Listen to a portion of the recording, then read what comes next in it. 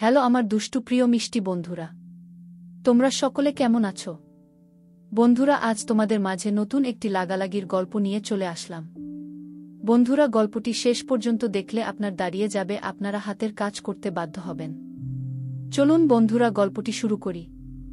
আহির ক্ষীণ স্বরে বলল, রূপ ওর গ্রামের বাড়ি চলে গেছে। উৎসবের মাথায় মনে হচ্ছে আট আসমান ভেঙে পড়ল, আরেক আসমান মনে হচ্ছে উৎসবকে কেউ ভাড়া করে এনে দিয়েছে। উৎসব উত্তেজিত হয়ে বলল, সকালবেলা গাঁজা খেয়ে এসেছিস, রূপ কেন গ্রামের বাড়ি চলে যাবে? আহির করুণ স্বরে বলল, তুই কলেজ আয়।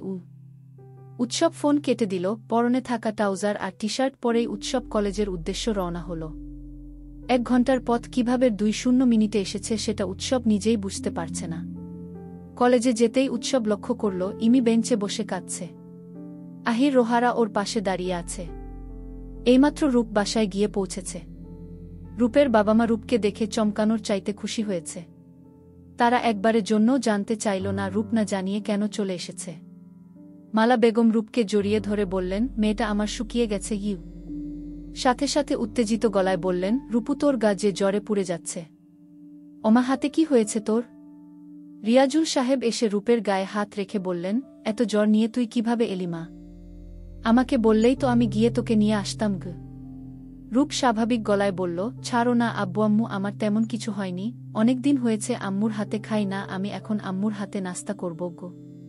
মালা বেগম গড়গড় করে বললেন, জামা তুই ফ্রেশ হয়ে আয়। রূপ ফ্রেশ হওয়ার জন্য ওয়াশরুম চলে গেল। রিক্ত বাসায় নেই, স্কুল গেছে। এসে রূপকে দেখলে আলাদিনের প্রদীপ পাওয়ার মতো খুশি হবে মেয়েটা। মালা বেগম এবার কাঁদো কাঁদো গলায় রিয়াজুল সাহেবকে বললেন, এ কি তুমি দাঁড়িয়ে আছো কেন? ডাক্তারকে কল করো। মেয়েটা আমার জ্বর নিয়ে সারারাত ট্রেনে ছিল, না জানি ওর শরীরের কি অবস্থা, কিচ্ছু মুখ ফুটে বলছে না আমার মেয়েটা। এত বড় কবে হয়ে গেল আমার রূপু? রিয়াজুল সাহেব কিচ্ছু বললেন না, চুপ করে রইলেন। সত্যিই তো এতটা পাল্টে কিভাবে গেল রূপু? ফ্রেশ হয়ে এসে রূপ, মালা বেগম ওকে খাইয়ে দিচ্ছে। একদম চুপচুপ রয়েছে মেয়েটা। উৎসবের কথা একবারের জন্য ওর মাথা থেকে যাচ্ছে না। উৎসব উত্তেজিত গলায় ইমিকে জিজ্ঞাসা করল, রূপ এমন করে চলে গেল কেন? ইমি কাঁদতে কাঁদতে উৎসবকে জবাব দিল, কাল সন্ধে আপনি চলে যাবার পর রূপ উঠে বসে ওর হ্যান্ডব্যাগ গুছল। আমি অবাক হয়েই ওকে জিজ্ঞাসা করলাম, রূপ কি হয়ে তুই ব্যাগ গুছোচ্ছিস কেন? রূপ বলল, আমার আর এসব ড্যাগিং নামক যন্ত্রণা ভালো লাগছে না, আমি আর এ কলেজে পড়ব না, আব্বুকে গিয়ে বলবো আমার টি.সি আর ব্যাকপ্যাক নিয়ে যেতে। আমি রূপের চোখে মুখে ভয় স্পষ্ট দেখছিলাম। লিফটে আটকে রাখা ব্যাপারটাতে ও খুব শকট হয়েছে। আমি ওকে অনেক আটকানোর চেষ্টা করেছি, কিন্তু মেয়েটা যেভাবে বলল আমি না করতে পারলাম না ওকে। উৎসব এতক্ষণ চুপ করে সব শুনছিল। ইমির কথা হওয়া মাত্রই ওর পাশে থাকা গাছটাতে সজোরে পরপর 3টে ঘুষি মারল উৎসব। আহির আর রায়াত শক্ত করে উৎসবের হাতটি ধরল। আহির উত্তেজিত কণ্ঠে উৎসবকে বলল, পাগল হয়ে গেছিস তুই? ডাক্তার এসে রূপকে দেখে ঔষধ দিয়ে গেল। রূপ বিছানায় শুয়ে আছে। হঠাৎই রূপের মনে হলো ইমিকে কল করা হয়নি, মেয়েটা হয়তো চিন্তা আর একগাদা অভিমান নিয়ে বসে আছে, তাই ওকে যেচে কল করছে না। আচ্ছা, উৎসব কি জেনেছে আমি গ্রামে চলে এসেছি? আচ্ছা, ওর কি খারাপ লাগছে? ধুর, কি ভাবছি আমি, ওর খারাপ কেন লাগবে? আমি গ্রামে চলে আসাতে ও খুশিই হবে। না না, এসব ভেবে কাজ নেই, আমি বরং ইমিকে কল করি। রূপ ইমিকে কল করল। ইমি কাঁদতে কাঁদতেই ফোনের স্ক্রিনের দিকে তাকিয়ে দেখল রূপ কল করেছে। ইমি আচমকাই জোরে সবাইকে বলে উঠল, রূপ কল করেছে। উৎসব কথাটা শোনা মাত্রই সাথে সাথে মোবাইলটা লুফে নিয়ে কলটা রাত রিসিভ করল। ওপাশ থেকে রূপ বলল, হ্যালো ইমি, গুড মর্নিং। ওপাশ থেকে কোনো সাড়া শব্দ পাওয়া যাচ্ছে না। রূপ আবার বলল, আর অভিমান করে থেকো না প্লিজ গো। ওপাশ থেকে সাড়া শব্দ নেই। রূপ আবার বলল, কি হলো ইমি, কথা বলবে না? আচ্ছা, আমাদের অবশ্যই একদিন দেখা হবে। ওপাশ থেকে তীব্র গতিতে নিঃশ্বাস নেয়া এবং ছাড়ার শব্দ শোনা যাচ্ছে। রূপ এবার চুপ হয়ে গেল। কিছুক্ষণ চুপ থেকে বলে উঠল, উৎসব। উৎসব এবার এক নিঃশ্বাসে গড়গড় করে কথা বলা শুরু করল, স্টুপিড, তুমি আমাকে বলতে পারতে তোমার এই ড্যাগিং ট্যাগিং পছন্দ না। আমি সবাইকে না করে দিতাম। তুমি এভাবে চলে যাওয়ার সাহস কোথা থেকে পেলে? আমাকে বলার প্রয়োজন মনে করলে না? এই জ্বর নিয়ে তুমি এত রাতে তুমি গেলে কোনো সাহসে? ট্রেনে যদি কিছু একটা হয়ে গেলে কি হতো বুঝতে পারছো? কলেজ অথরিটি তোমার ফ্যামিলিকে কি জবাব দিত? আরে পাগলও তো নিজের ভালোটা বুঝে, আর তুমি কোথাকার ছাগল। রূপ একটু টুসদতি করছে না। উৎসবের শাসন রূপের বড্ড ভালো লাগছে। রূপ কিছু বলার আগেই উৎসব কল কেটে হনহনিয়ে চলে গেল। উৎসব এই কাণ্ড দেখে রোহারা সবাই হা করেই তাকিয়ে আছে। এ কোনো উৎসবকে দেখছে ওরা। বিকেল 3:30 বাজে। রিক্ত স্কুল থেকে বাসায় এসে রূপকে দেখে সিন্দাবাদের ভূতের মতো ওর গলায় ঝুলে পড়ল। আলাদিনের প্রদীপ পাওয়ার মতো রিক্তর অবস্থা। রিক্ত অবাক গলায় বলল, আপু তুই আসবি, আমাকে বলবি না? তাহলে আজ আমি স্কুলে যেতাম না। কখন এসেছিস তুই? রূপ মুচকি হেসে বলল, সকালে বনুগ। রিক্ত এবার মন খারাপ করেই বলল, সকালে এসেছিস কই? স্কুলে একটা কল দিয়ে আব্বু আমাকে বলতে পারত। রূপ কঠিন গলায় রিক্তকে বলল, সামনে তোর এসএসসি পরীক্ষা, আর এখন তুই স্কুল ফাঁকিবাজি করবি? রিক্ত চুপসে গিয়ে বলল, আচ্ছা বাদ দে, আমি ফ্রেশ হয়ে আসি, তারপর আমরা দুজন একসাথে নদীর পার যাব। নদীর পার? কথাটা শোনা মাত্রই রূপের বুকটা ছ্যাঁত করে উঠল। সেদিন উৎসবের সাথে কত ভালো দিনটাই না কাটালো ও। আচ্ছা উৎসব কি সত্যিই রূপের কথা ভাবছে? নয়তো আজ এমন করে কেন বলল ওকে? পরন্ত বিকেলে রূপ আর রিক্ত নদীর পার বসে আছে। রিক্ত এখানটায় এসে খুব কমই বসে, ওর এখানে এসে বসতে মোটেও ভালো লাগে না। আজ রূপ এসেছে বলেই রিক্ত এখানটায় বসেছে। আজ কোনো মূল্যেই রিক্ত রূপকে ছাড়বে না। এ সময়টায় রূপ নামক হুল্লোর মেয়েটা খুব চুপচাপ থাকে। রিক্ত বলল, আচ্ছা আপু ওই লোকটার কি খবর? রূপ রিক্তর দিকে তাকিয়ে বলল, কোন লোকটা? রিক্ত বলল, ওই তোর ভাষায় বজ্জাতময়ী। রূপ রিক্তকে রূপ আর উৎসবের ঘটে যাওয়া সব কথা হেসে হেসে বলা শুরু করল। রিক্ত খুব মনোযোগ দিয়ে রূপের কথা শুনছে। রাতে রিক্ত খুঁচিয়ে খুঁচিয়ে রূপের থেকে উৎসবের কথা শুনছে। হঠাৎই রিক্ত বলে উঠল, আপু উৎসব ভাইয়া তোকে খুব পছন্দ করে মনে হচ্ছে আমার। রূপ বলল, ধুর কি যে বলিস, উৎসব তো আমাকে সহ্যই করতে পারে না গি। ইমরান সাহেব তার ঘরে বসে নিউজ পেপার পড়ছে। এর মধ্যেই উৎসব হনহনিয়ে তার বাবার ঘরে প্রবেশ করল। উৎসবকে বিষণ্ণ দেখে ইমরান সাহেব বললেন, কি হয়েছে মাইসান? উৎসব সাথে সাথেই তার বাবাকে বলল, পাপা আমি প্রেমতরু গ্রামে যাব।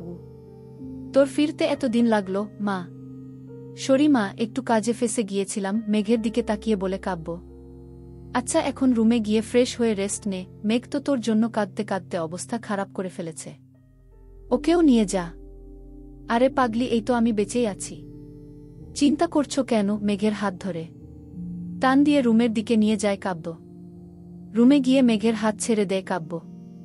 কাব্য আমি, তুমি বেঁচে, আমি। মেঘ কিছু বলতে হবে না, জানি। কাব্য আমাকে ক্ষমা করে দাও, আমাকে মেরে ফেলেছ মেঘ, আমার ভালোবাসা বিশ্বাস সব শেষ। কাব্য হেসে ফ্রেশ হতে চলে যায়। মেঘ চুপ করে বসে থাকে। সে কাব্যকে ভালোবাসে এখন। কাব্যের প্রতি সম্মান আর ভালোবাসা দুটোই মনে জমেছে, কিন্তু এখন তো কাব্য তাকে ফেরাবে না। কিন্তু মেঘ নিজেকে বোঝায় আগেও সে কাব্যের রাগ অভিমান ভেঙে মনে প্রবেশ করেছে, আবারও করবে। হঠাৎ গোসলখানা থেকে কাব্য ডাক দেয়, কি মেঘ, টাওয়ালটা নিতে ভুলে গেছি। মেঘ ঝট করে উঠে দাঁড়ায়। কাব্য একদম স্বাভাবিকভাবেই ডাকছে। মেঘ দৌড়ে টাওয়াল নিয়ে গোসলখানায় যেতেই কাব্য টান দিয়ে ভেতরে টেনে নেয়। কাব্য হাত দিয়ে মেঘের বাহু ধরে আছে। ঝর্ণা থেকে পানি পড়ছে, তাতে ভিজে যাচ্ছে দুজন। মেঘ কাব্যের দিকে তাকিয়ে আছে আর কাব্য মেঘের দিকে। হঠাৎ কাব্য আলতোভাবে মেঘের কোমর জড়িয়ে ধরে। মেঘ আর নিজেকে ধরে রাখতে পারে না, কাব্যকে জড়িয়ে ধরে। কিন্তু কয়েক সেকেন্ড পরেই কাব্য মেঘকে দূরে সরিয়ে দেয়। যাও কাব্য। কাব্য, মেঘ, ছুরি চাকু কিছু আনোনি? কথাটা বুকে যেন ছুরির মতো লাগল মেঘের। মেঘ বেরিয়ে আসে। কাব্য ফ্রেশ হয়ে এসে বিছানায় শুয়ে পড়ে। মেঘ অবুঝ শিশুর মতো দূর থেকে তাকিয়ে আছে, এখনো গায়ে ভেজা কাপড়। কাব্য ঘুমিয়ে পড়ে। জামার উপর দিয়ে ব্যান্ডেজ বোঝা যাচ্ছে। মেঘের চোখ ভিজে উঠে। বিকেলে কাব্য বারান্দায় দাঁড়িয়ে আছে। মেঘ বিছানা ঠিক করছে। তখনই দরজায় টোকা পড়ে। কাব্য ঘুরে তাকিয়ে দেখে নিশি দাঁড়িয়ে হাঁপাচ্ছে। কাব্যকে দেখেই নিশি দৌড়ে এসে কাব্যকে জড়িয়ে ধরে। নিশির চোখ ভেজা, অনেক কান্না করেছে বোঝাই যাচ্ছে। কাব্য মেঘের দিকে তাকায়। মেঘের মুখ মলিন হয়ে গেছে। নিশি শান্ত হও কাব্য, আমি কত ভয় পেয়েছি জানো নিশি, আমি ঠিক আছি। নিশি কাব্যকে ছেড়ে সামনে দাঁড়ায়। কাজ কেমন যাচ্ছে, কাব্য? জানি না। আমি এখনো বাসা বা অফিস যাইনি। মানে? তোমাকে খুঁজে বেড়াচ্ছিলাম। নিশি, তুমি পাগল? বলতে পারো। নিশি বিছানায় বসে। আমি চা নিয়ে আসছি, মেঘ। আম্মু, কাব্য। অন্য রুম থেকে মা আসে। বল, মা। 2 কাপ চা দিবা প্লিজ, কাব্য? আচ্ছা, বস্তরা। বলেই মা চলে যায়। আমি তো বললাম চা আমি নিয়ে আসছি, মেঘ। কাব্য যেন শুনেও শুনল না। নিশির সাথে কথা বলতে থাকে। মেঘ কাব্যের পেছনে দাঁড়িয়ে থাকে। রাতে খাবার শেষ করে কাব্য বিছানায় শুয়ে পড়ে। মেঘ ফ্লোরে বিছানা করতে থাকে। কাব্য খেয়াল করে বাইরে ঝড়ো বাতাস বইছে। মেয়েটা কষ্ট দিতে একদম মন চাইছে না, কিন্তু এই মেয়েই তাকে মেরে ফেলেছে ভেবেই কাব্য কাত হয়ে শুয়ে পড়ে। মধ্যরাত। বাজের শব্দে কাব্যের ঘুম ভেঙে যায়।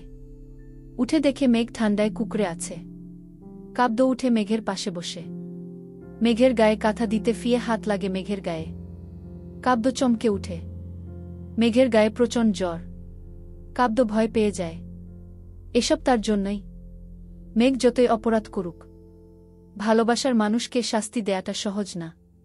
কি করবে ভেবে না পেয়ে মেঘকে কোলে তুলে নেয় কাব্য। তারপর বিছানায় শুইয়ে দেয়। তারপর পাশে শুয়ে মেঘের গায়ে কাঁথা দিয়ে শুয়ে পড়ে। কিছুক্ষণ পর কাব্য অনুভব করে মেঘ তাকে জড়িয়ে আছে। একটা শান্তি লাগছে বুকে। এখন মেয়েটা ঘুমে, এখন শাস্তি না দিলেও হবে। কাব্য কিছু না করে ঘুমিয়ে পড়ে। সকালে মেঘ ঘুম থেকে উঠার আগেই কাব্য উঠে তাকে ফ্লোরে নামিয়ে দেয়। তারপর আবার নিজের জায়গায় গিয়ে ঘুমিয়ে পড়ে। মেঘ এক চোখ খুলে দেখে কাব্য ঘুমিয়েছে কিনা। তারপর উঠে কাব্যের পাশে বসে। ভালো তো এখনো বাসো? তাও এত দূরে রাখো কেন? আমি জানি আমি অপরাধ করেছি, তার ক্ষমা হয় না। কিন্তু এই আমার দম আটকে যায় তুমি রাগ করলে, বোঝো না? মেঘ কাব্যের দিকে তাকিয়ে। কাব্য তো গভীর ঘুমে। মেঘ অনেক আগেই জেগে গিয়েছিল। উঠে দেখে সে কাব্যের বুকে, তাই আর উঠে যায়নি। আমার রাগী রোমান্টিক জামাই, এবার আমিও আমার ভালোবাসা দিয়ে আপনার রাগ কমানোর চেষ্টা করব। দেখব আমার ভালোবাসা যেতে নাকি তোমার রাগ। বলেই কাব্যের নাকের সাথে নিজের নাকটা আলতোভাবে ঘষে দেয় মেঘ। তার কাব্যের দিকে তাকিয়ে থাকে।